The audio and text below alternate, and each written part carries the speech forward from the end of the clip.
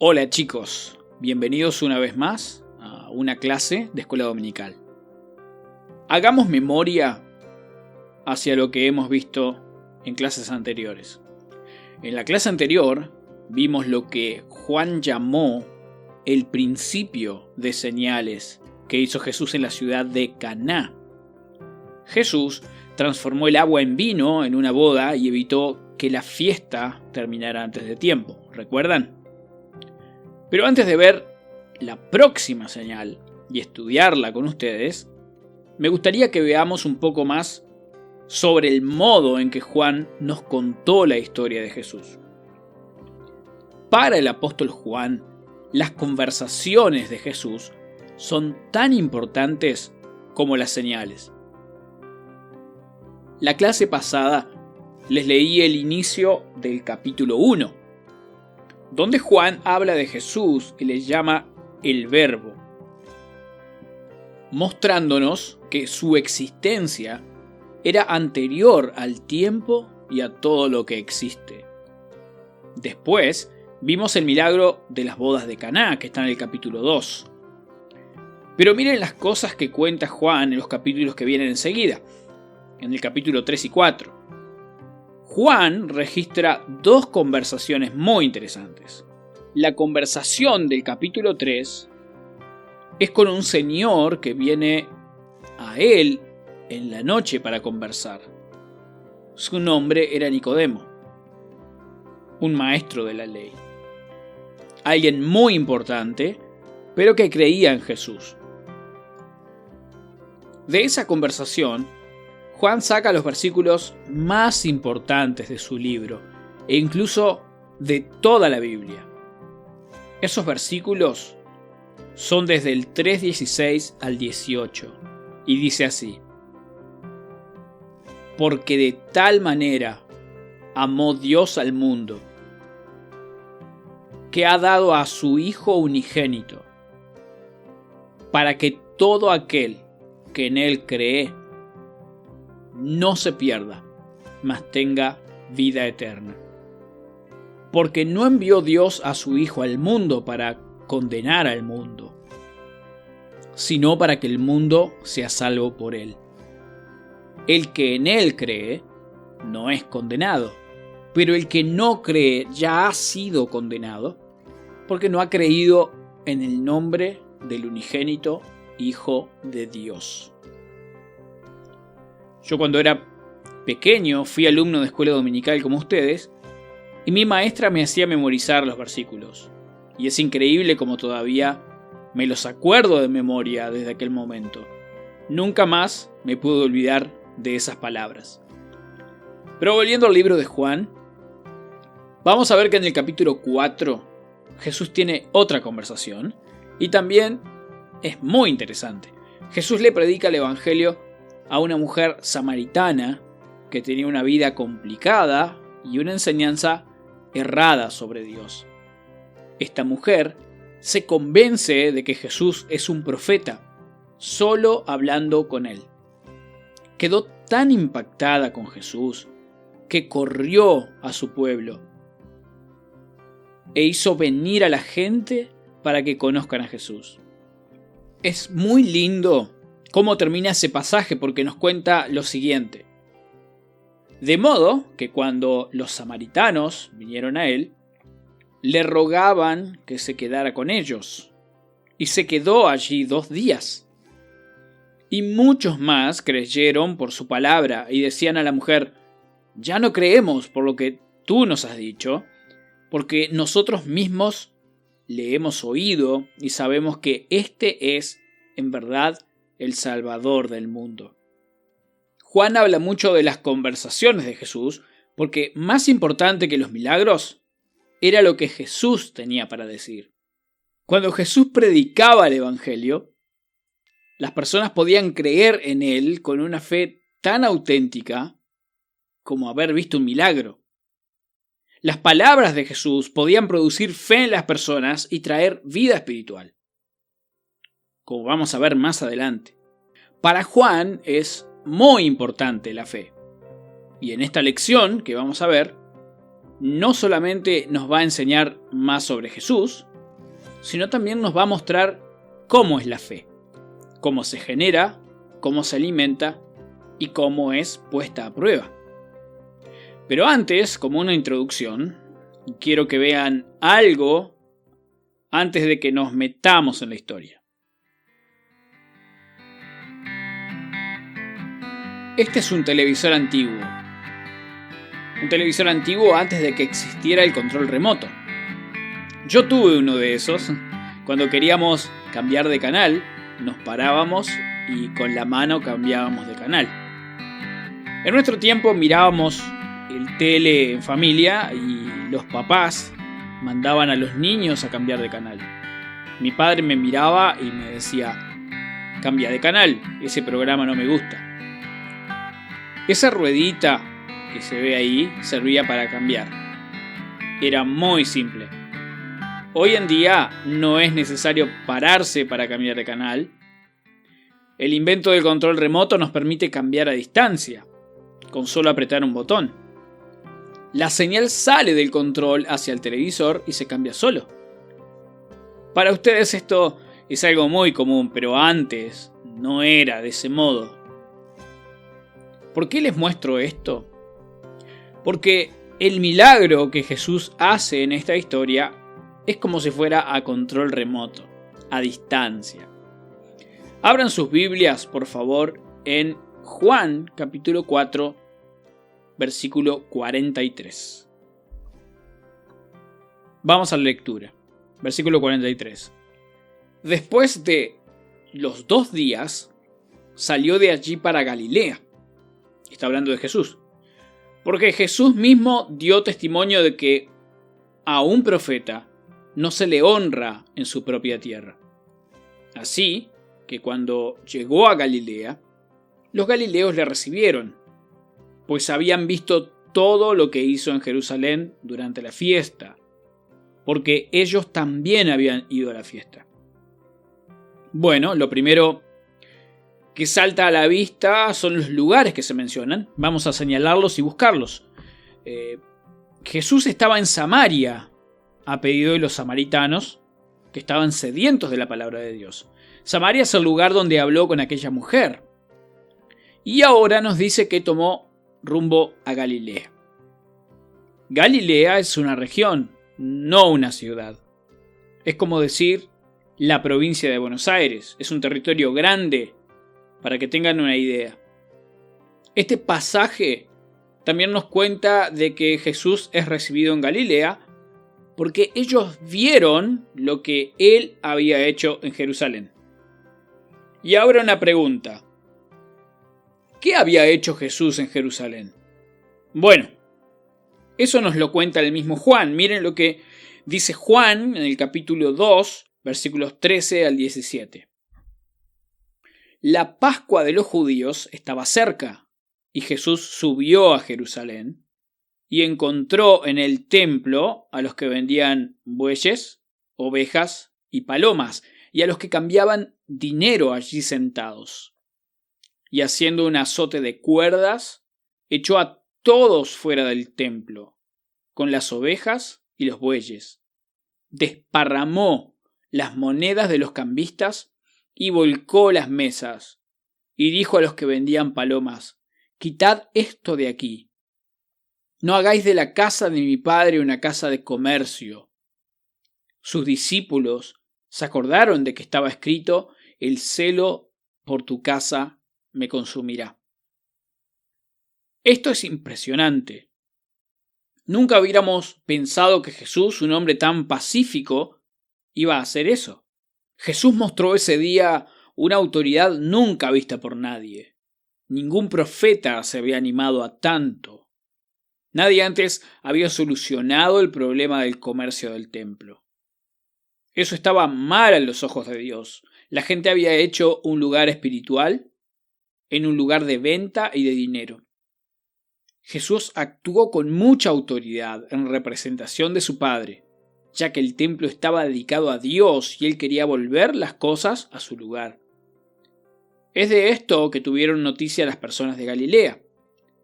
Para ellos, Jesús era un profeta con autoridad y por eso lo recibieron. Sigamos leyendo Juan capítulo 4, versículo 46.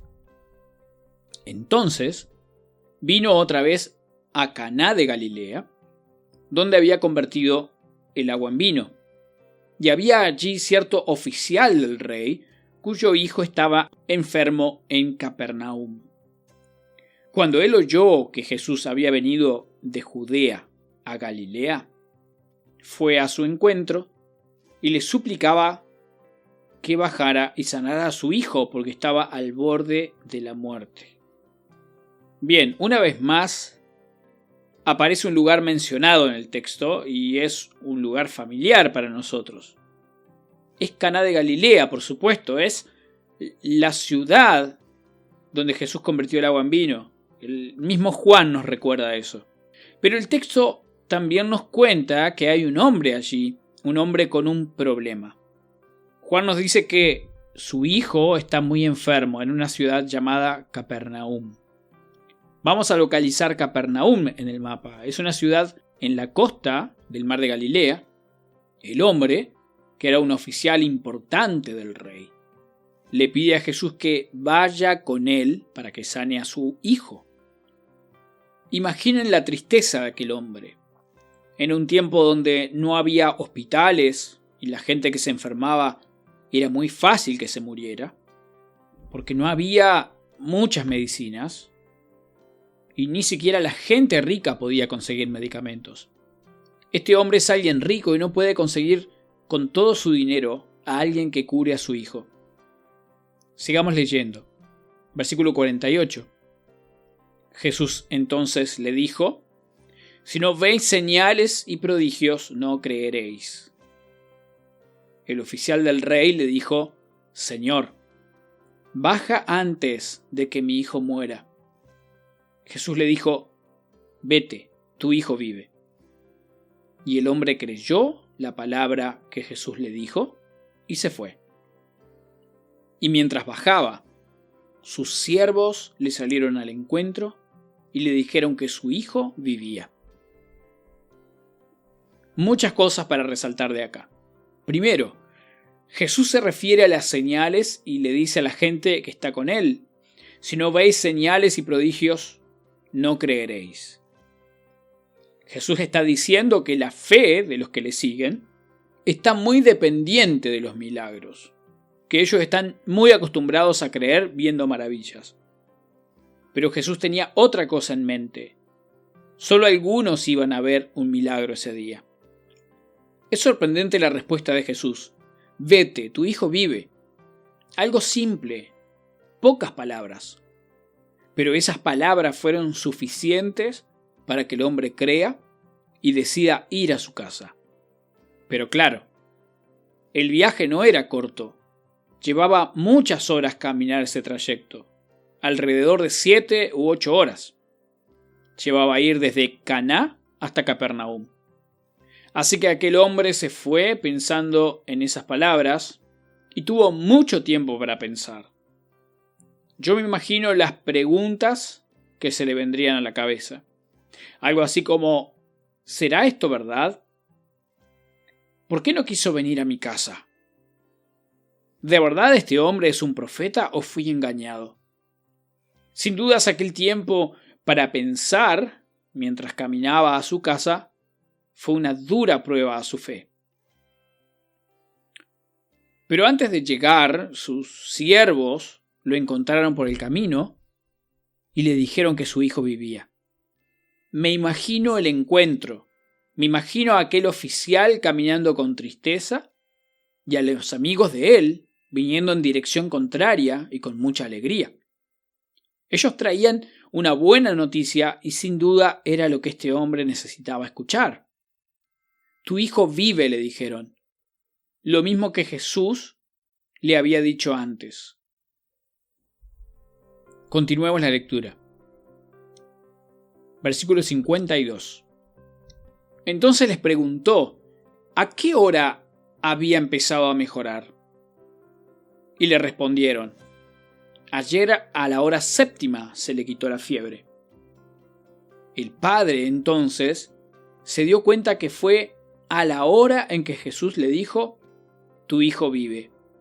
Y creyó él y toda su casa. Esta fue la segunda señal que Jesús hizo cuando fue de Judea a Galilea. Miren cómo termina nuestra historia. El padre del chico no se quedó con la buena noticia. Él necesitaba confirmar que aquello había sido un milagro. Así que preguntó más detalles sobre la mejoría de su hijo.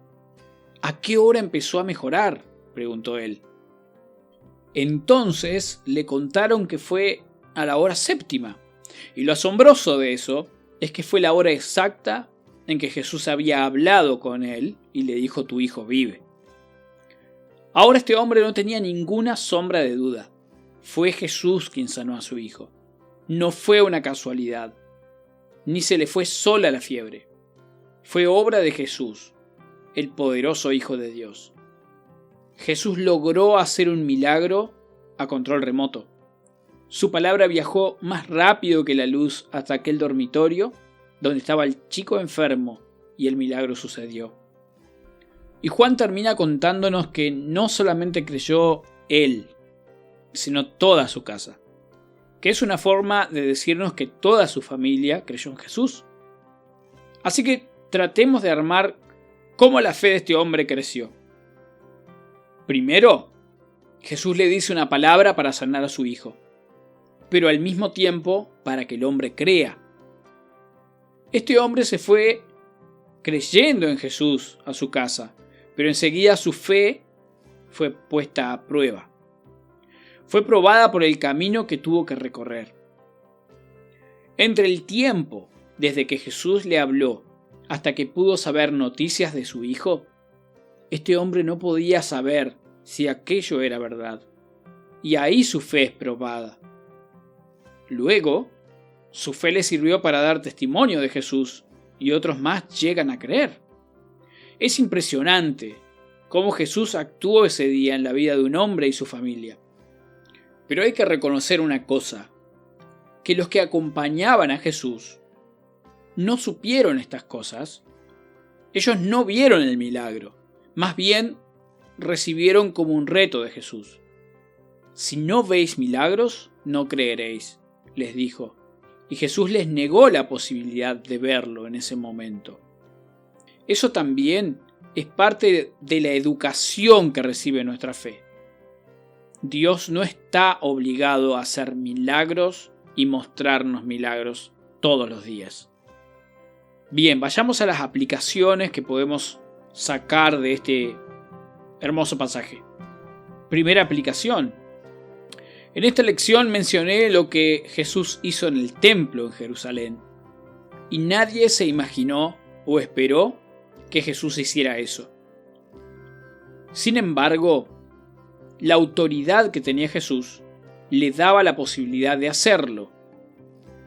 Jesús tiene autoridad y se enoja con las injusticias y las cosas que se hacen mal para Dios. Jesús nunca permitiría que se utilicen mal las cosas sagradas. Segunda aplicación.